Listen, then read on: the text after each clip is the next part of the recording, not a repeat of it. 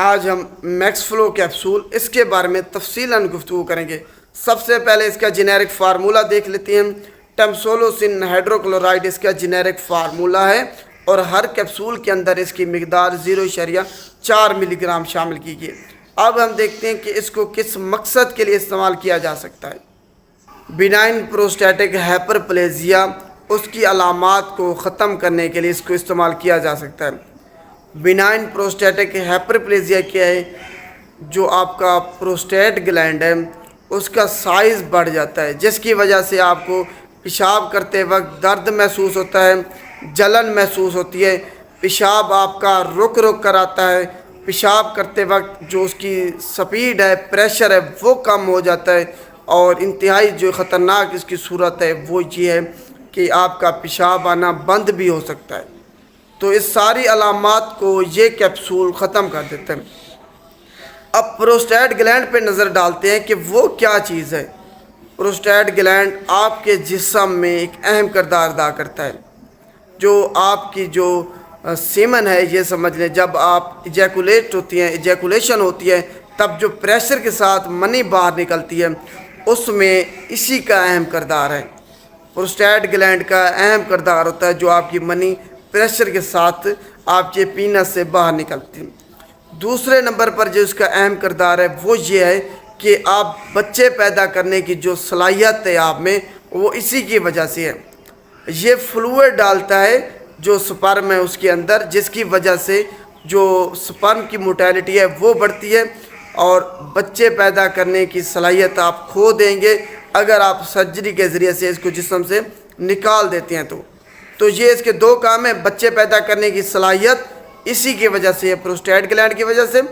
دوسرے نمبر پر یہ جو پریشر آتا ہے آپ کا جب آپ ریلیز ہوتے ہیں، یہ سمجھ لیں ایجیکولیشن آپ کی ہوتی ہے، تو وہ اسی گلینڈ کی وجہ سے ہوتی ہے۔ تو یہ اس کے دو کام ہیں۔ اب دیکھتے ہیں کہ کون لوگ اس کو استعمال نہیں کر سکتے۔ وہ لوگ جن کو الرجی یا ہائپر سینسٹیوٹی ہے وہ اس کو استعمال نہیں کر سکتے۔ اس کے علاوہ بچے اس کو استعمال نہیں کر سکتے، عورتیں اس کو استعمال نہیں کر سکتی، عورتوں میں اس کو استعمال نہیں کرایا جا سکتا۔ اس کے علاوہ وہ لوگ جن کو جگر کے بہت زیادہ مسائل ہیں وہ بھی اس کو استعمال نہیں کر سکتے۔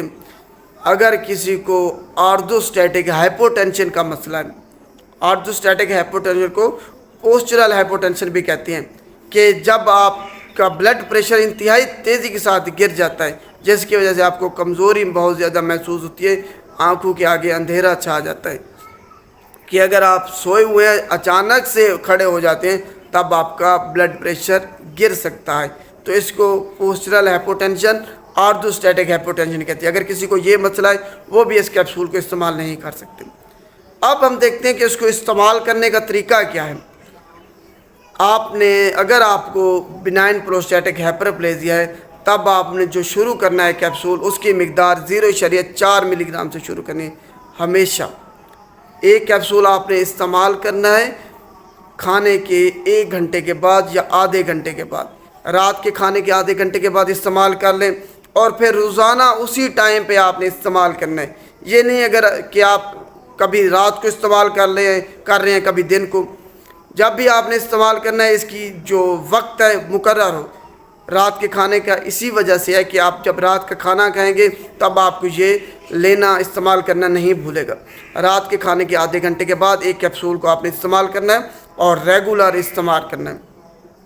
اگر 2 سے 4 ہفتے استعمال کرنے کے بعد آپ کو 0.4 ملی گرام جو کیپسول ہے اس سے آرام نہیں آ رہا، آپ کی جو علامات ہیں وہ ختم نہیں ہو رہی، تب آپ نے اس کی جو ڈوز ہے وہ بڑھا دینی ہے۔ آپ نے اس کو 0.8 ملی گرام کر لینا ہے، 2 کیپسول اکٹھے یا استعمال کرنا شروع کر دینی ہے۔ اس کے علاوہ اگر آپ کچھ ہفتوں کے لیے اس کو استعمال کرنا بھول جاتے ہیں یا بند کر دیتے ہیں، بے شک 0.8 ملی گرام آپ کیپسول استعمال کر رہے تھے یا 0.4 ملی گرام والا کیپسول، تب جب دوبارہ سے سٹارٹ کریں گے دوبارہ آپ نے 0.4 ملی گرام سے سٹارٹ کرنا ہے۔ تو یہ اس کو صحیح جو طریقہ استعمال کرنے کا وہ سارا یہی ہے، یہ کوئی بھی آپ کو نہیں بتائے گا۔ ڈوز آپ کو میں نے بتا دی ہے کہ ایک کیپسول رات کے کھانے کے آدھے گھنٹے کے بعد آپ نے استعمال کرنا ہے اور روزانہ پھر اسی وقت آپ نے استعمال کرنا ہے۔ یہ انتہائی याद रखने वाली बात है, आपने इसको भूलना हरगिज़ नहीं है। अब हम ड्रग इंट्रैक्शन के बारे में बात करते हैं कि किन अद्वियात के साथ आपने इसको इस्तेमाल नहीं करना। आपने इसको सिमेटिडाइन के साथ इस्तेमाल नहीं करना, कीटोकोनाजोल के साथ इस्तेमाल नहीं करना, वारफ्रिन के साथ इस्तेमाल नहीं करना, फ्लॉक्सीटाइन के साथ आपने इसको इस्तेमाल नहीं करना। इन अद्वियात के साथ इनका इंट्रैक्शन पाया जाता है। तो ये ड्रग इंट्रैक्शन इन अद्वियात के साथ है। आखिर में हम इसके जो एडवर्स ड्रग रिएक्शन है उसके बारे में बात करते हैं। ये जानना आपके लिए इंतहाई अहम है कि आपको इससे ऑर्थोस्टैटिक हाइपोटेंशन हो सकती है, आपका ब्लड प्रेशर अचानक से तेज़ी के साथ गिर सकता है। दूसरे नंबर पर अगर आप कोई और ब्लड प्रेशर की अद्वियात साथ इस्तेमाल कर रहे हैं तो फिर उनकी डोज़ आपने कम करनी होगी, क्योंकि ये ख़ुद कैप्सूल आपका ब्लड प्रेशर कम करता है। और अगर दूसरी आप ब्लड प्रेशर कम करने वाली अद्वियात इस्तेमाल कर रहे हैं तो आपका ब्लड प्रेशर इंतहाई गिर सकता है तेज़ी के साथ। तो ख्याल रखना है कि उनकी डोज़ आपने एडजस्ट करानी है लाज़मी।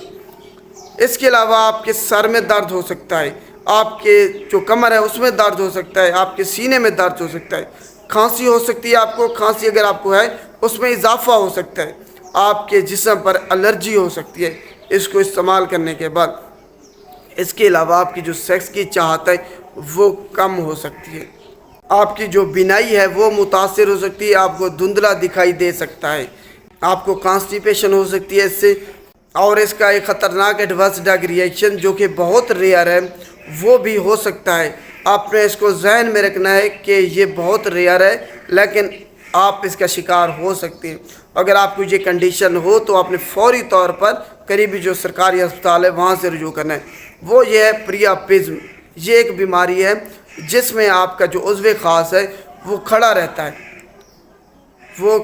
है, जिसकी वजह से आपको बहुत ज़्यादा दर्द होगा और जो स्टिमुलस बेशक ना हो कि आप सेक्स करने का इरादा नहीं रख रहे, ना कोई ऐसी चीज़ आप देख रहे हैं जिसकी वजह से वो उज़्व ख़ास खड़ा है, अगर ये वाली कंडीशन हो ये उस कैप्सूल के इस्तेमाल करने की वजह से है तो आपने फौरी तौर पर सरकारी अस्पताल से रुजू करना है। अगर आप लेट हो गए, आपने देर कर दी और इसको सीरियस ना समझा तो आप इरेक्टाइल डिसफंक्शन जो कि सारी उम्र के लिए होगा उसका शिकार हो सकते हैं। फिर आपको उज़्व ख़ास कभी भी खड़ा नहीं होगा, इरेक्ट पोजीशन पे नहीं जाएगा।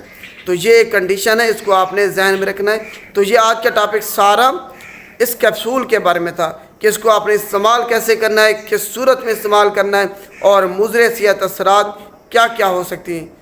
शुक्रिया।